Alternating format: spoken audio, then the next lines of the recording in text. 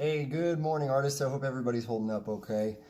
Man, it's been a weird couple of weeks, huh? But I had a couple of people email me about what it is you're supposed to be doing right now for Art 2. What is this big portrait assignment? Why did I give you guys so much at once? And how do you kind of tackle that? So the first thing I want you to know is I don't want you guys to start drawing portraits yet. That's like playing a big football game. And to do that, if you play football, you know that you have to practice a lot of plays before you can play the whole game, right? Drawing a person is a lot like that. We have a lot of stuff that we think people look like. We have a lot of stuff built in up here that we think people look like, and we have to kind of learn one formula at a time to get ourselves around all of that, okay? The first thing we want to start with is the eye, because the eye is the key to the head, and the head is the key to the rest of the body. And I'm hopefully going to make it really, really clear to you why that is as we go along. But for today, all I really want you to worry about is how to draw eyes, and how to draw eyes really well, and how to draw them the same way every time. Okay, the first thing to do is make sure I'm all set up and I've got a good space to work in. But as you can see, that could be just about anywhere with just about anything. I just have this little memo pad that I had laying around that I'm going to use to sketch this out. With just a little practice like this, you can use just about anything like that. I have my trusty old ruler that I had when I was in college, and one of the little erasers from school. This is a really cool tool. If you ever get a chance to get to an art store and grab one of these, this is called a lead holder, and it looks a lot like a mechanical pencil, but it holds a stick of graphite. You can see it's a little bit wider, and what's cool about that is you can take your different softnesses of graphite. You can take 1Bs and 4Bs and all that stuff for all of you graphite nerds, and just stick a stick in here and you've got it. You don't have to get up and sharpen a whole bunch. So I've got my my nice light softness of graphite. I think this is a 2B, and we're gonna go ahead and sketch a square to start the eye. You notice on your handout that you got in your packet that we start with squares, and one of the big reasons for that is we want to draw eyes the same way every time. And an eye is a sphere, right? So if you measure out a sphere, you're going to notice that it's the same length across from all sides. So we want a square that's equal height and width, okay? We want a square that's equal across both ways. So every time I'm just going to draw a square that is probably about just 1 inch left to right, and then 1 inch top to bottom. Now I can, as I get better at doing this, I can kind of quickly freehand or eyeball that. But you'll want to probably measure it out the first few times so you get a good sense of what a square that is equal on both sides looks like. Okay. So then within that, like I said, the eye is a sphere. It's like a little ping pong ball. So we want to make sure that we start by kind of accounting for that, and it's going to make a lot of sense why you do this in just a little while when we shade. So I've sort of nice and loose just from the shoulder, and I'm not too worried about getting it just perfect yet. I've made sure that I note that that's a sphere in there. Okay. So next thing I want to do is, just like you see on your handout, we want to put in the tear duct. The tear duct kind of gives us a good anchor of where to go next for all the rest of the eyelids and such. The tear duct is this little dot. While everybody's practicing not touching their faces, I just washed my hands really good, so don't worry about me. I've got a tear duct right here. It is a knobby knob, and that's where your tears come out. It's connected to your nose, and that's why you get snotty when you cry. So we want to make sure that this is always, always, always facing the nose when we draw it. I'm going to make a little note of that here on my paper that, okay, this is right about where the nose would be. Okay, So if we see that's about where the nose would be, that means my tear duct needs to go on this side. Okay, so I'm going to draw a little U shape here. It's going to slant slightly down from the middle, and I've just noticed when I'm doing that I forgot to do the step where I add my midlines. So after we get our square and we get our circle inside it, it's really good to draw some lines dividing it all in 4 so that we know exactly where center is all the time. Okay, so next thing I want to do, I want to draw that tear duct going down, just tilting slightly down. It's like a little U shape. Okay, now it's exaggerated here, but really when you get down to drawing real people, I don't want you to exaggerate this at all. It's going to be really, really subtle. Okay, so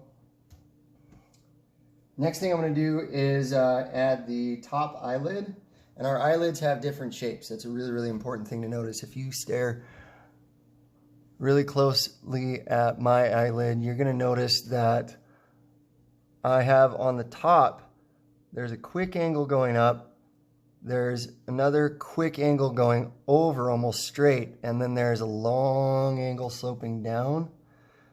And you can see that my eyelids are built to act almost like a tent. And I had a little bit of morning eye cred there, sorry guys. So my eyelids are built to act almost like a tent, and you can see I've got my little rain slicker ready to slick anything that doesn't belong in my eye down and away, okay? And you notice how the underneath eyelid just sits kind of tucked inside a little further, okay? So to get the shape of the eyelids like we're used to seeing them, we want to go in that kind of a pattern. We want to go quick, quick, long. Okay, so there's quick, quick, long. It's like a dance. And then we want to go underneath, long, quick. Okay, so here is long, quick, and then quick. Okay, we're going to meet that just underneath.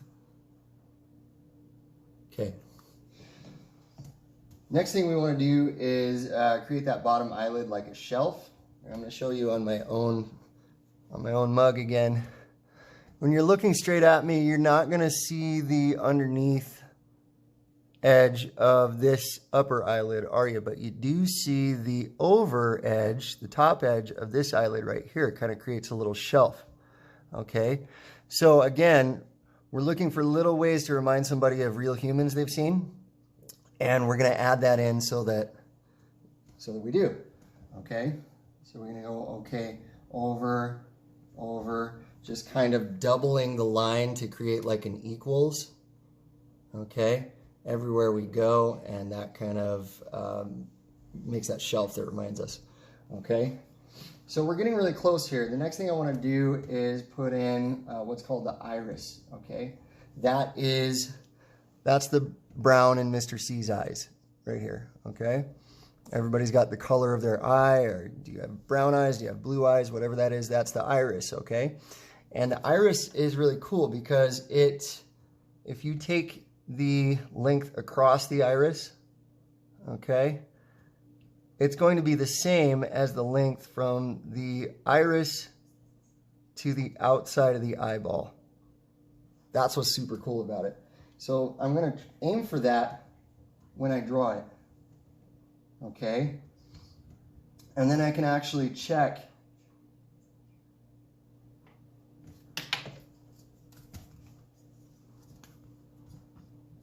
I'm going to aim for that when I draw it, and then I can actually check, okay, if that is, let's see here, let's grab the right thing. If that is about a 1/2 inch across, here we'll use that one, 1/2 inch across, is it also about a 1/2 inch to the edge of my eyeball? So until it matches up, I can just sort of tweak and make little adjustments until it does. That one was looking a little big, so let's go ahead and adjust that until it's not so big on the eyeball. kind of pull some of this other stuff in just a little bit, make it all match up. Don't be afraid, because this is practice, this is not the big game, to adjust and readjust and try. I mean, you could draw 50 eyes, really. It's all up to you and what you think you need to get your skills where you want them, okay?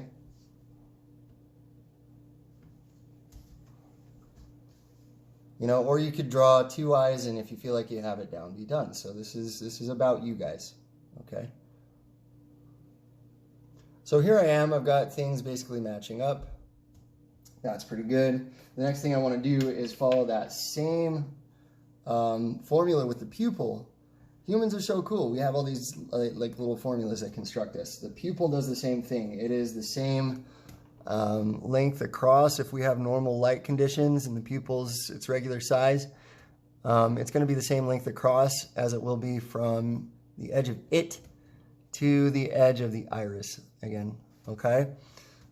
So that's cool, but before I even draw that, I need to figure out where my white space is going to be. And what I mean is, notice how there's some really cool light reflecting off of my iris, right? We know that because we look at anime and stuff, and they really exaggerate the gleam of somebody's eye. It kind of shows their personality a bit and maybe their feelings. So the gleam of the eye, look at that. That's literally everything else that's coming in through my window reflecting off my eye. Can you guys see that? That's so cool. So the gleam is going to depend on where the light's coming from. If it's like a really cool looking lamp, it's going to kind of take the shape of that lamp. If it's all the stuff outside, it's going to kind of take the shape of all the stuff outside. And we're just going to kind of abstract that a little bit, okay? So here's how I do it. I actually cut out some white space.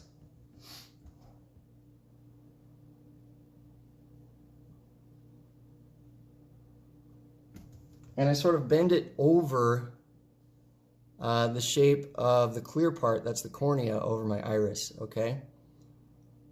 And that shape is like, it's like the top of a pot lid, okay? It's like a clear pot lid, and underneath we have the kind of bowl-shaped pot, okay? So we've got the clear pot lid, that's bending over. Underneath, we've got the iris that's going to bend underhand, and I'll show you that in just a sec. But for right now, I'm ready. I can draw the pupil.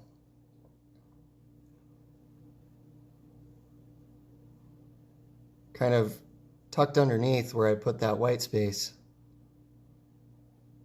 And you can see that's starting to make sense in our heads. Okay, that's cool. So now what I'm going to do, I'm going to draw some stripities for the iris. Again, that's the colored part of my eye. And this time I'm going underhand because I want to show how it's a bowl underneath the lid, okay? So if we have like a clear pot lid, this is like the colored concave Dutch oven underneath, okay? Or skillet. Okay. So that's what I did. I kind of used just like a scooping motion, and over here it was like an overhand motion when I drew this. So those going opposite is something we're really used to seeing when we look at somebody's eye. All right, I'm going to speed up because they tell me I only have 90 minutes with you a week, so treat this like maybe 30, and then we'll handle the other handouts. At any rate, the next thing to do is, like I said, we want to act like it's a sphere, and we're going to shade the whole thing together. I'm going to add some web right here because that's what we have around our tear duct, kind of contacting the rest of the eyeball. This is like a little knob, so I'm just shading around it like it's a little knob. And then we want to smooth this over because nobody's really a robot, and we know that, but our drawing philosophy is to draw things like they're robots first and then smooth them into real things and people, right? So I'm just shading that around nice and soft, nice and lightly, like it's a ball. Okay? That is why we call it the eyeball. It really is. It's a sphere. I'm going to follow all my steps of drawing when I'm doing this. So, you know, you saw me wait to add detail and wait to add shading until the very end. You saw me wait to smooth things over until the very end. Those are the things that if you do them, you're going to get really, really clean, good portraits. Okay, that's it, guys. Practice this and comment below this post. You can send me a private comment if stuff is not making any sense to you or you have any good questions. Okay, have a great day. Bye-bye.